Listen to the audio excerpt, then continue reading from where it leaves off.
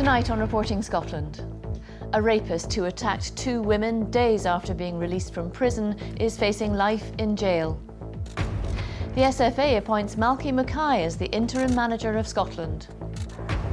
Breaking news tonight as Hamilton Football Club says it's lost a substantial amount of money after being the victim of fraud.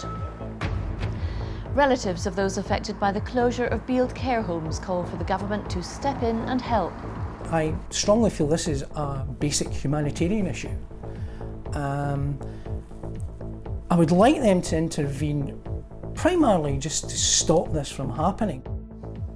And later in the programme, a cutting-edge breakthrough as the main construction phase of the country's biggest sewer, Shield Hall Tunnel in Glasgow, is completed. Good evening. A rapist who attacked 2 women only days after being released from prison has been told he could spend the rest of his life in jail. Malky Mackay is the new manager of the Scotland national football team. Well, that's the latest on the Scotland story, and Chris is here now with a developing story about the finances of Hamilton Football Club. What more do we know, Chris? The Transport Minister says Scotland's the victim of railway robbery of the highest order as a fight over funding continues between Edinburgh and London. Humza Yousaf says the latest proposed settlement is £600 million short, while the Treasury says Scotland's receiving an extra £600 million. Both sides will now meet for talks. Here's our political correspondent, Andrew Kerr. Over the past few months, Scotland has seen the biggest improvement works on its rail network since Victorian times. All this comes at a cost. To pay for repairs and upgrading track, signals and stations, the settlement is £3.6 billion from the UK government for the 5 years from 2019. The government says it's a generous settlement at £600 million more than the last period. The Scottish government says that it's £600 million less than it should be. It's railway robbery in their eyes. Only the Conservative government could take out £600 million from the railways and tell us it's a generous offer. I'm astounded by the brass neck of the UK government in this. I'll certainly be writing to other political parties to get them on board because despite our political differences, protecting Scotland's railways is something that we should all be united on. So the UK government have not heard the end of this matter.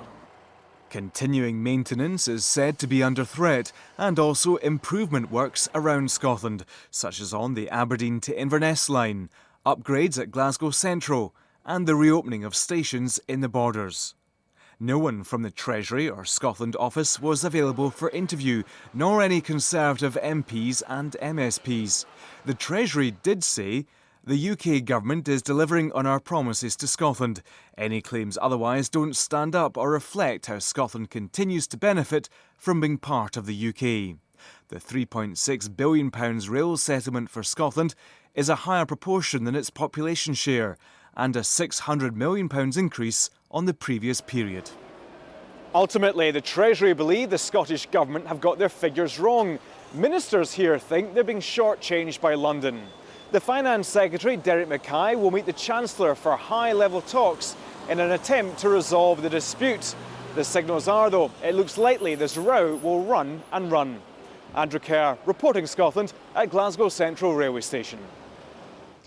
More than £100,000 has been paid out by Aberdeen City Council over the baby ashes scandal at Hazelhead Crematorium.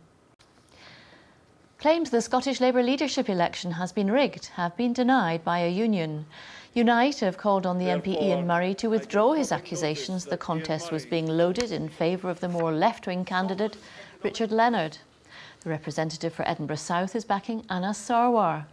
Unite said it was concerned about repeated and underhand efforts to bring the election and the union into disrepute. Some of the families affected by the closure of 12 care homes in Scotland are calling on the government to intervene. A court has heard that a woman accused of murdering her 14-month-old daughter told her sister-in-law that she had put her to sleep forever. Conservationists have warned that the mountain hare could face local extinction in some upland areas, despite promises to protect their numbers. Nearly 2/3 of patients say they want to see their family doctor first, rather than any other healthcare worker, according to a survey carried out for the Royal College of GPs. The YouGov study said the findings demonstrated overwhelming support for the work of family doctors. The results come amid planned changes to primary care. The Scottish Government is investing an extra £500 million, half of which will go on to general practice, while the rest will be spent on services such as those provided by pharmacists and nurse practitioners. The Forth Road Bridge has been open to some traffic today for the first time since the new Queensferry crossing opened at the end of August. The main construction phase of Scotland's biggest wastewater sewer, the £100 million Shield Hole Tunnel, has been completed. European rugby's most prestigious club competition starts this week. An exhibition of more than 70 artworks documenting Scotland's shipbuilding industry is on display from today. A Tunnock's tea cake has boldly gone where no tea cake has gone before. Now a reminder of tonight's main news. The American actress Rose McGowan's become the latest woman to make accusations of rape against the Hollywood producer Harvey Weinstein. Former US presidential candidate Hillary Clinton says the allegations are appalling. And a rapist who attacked 2 women has been told he could spend the rest of his life in jail. Raymond Dempster was given a lifelong restriction order for the attacks in Glasgow.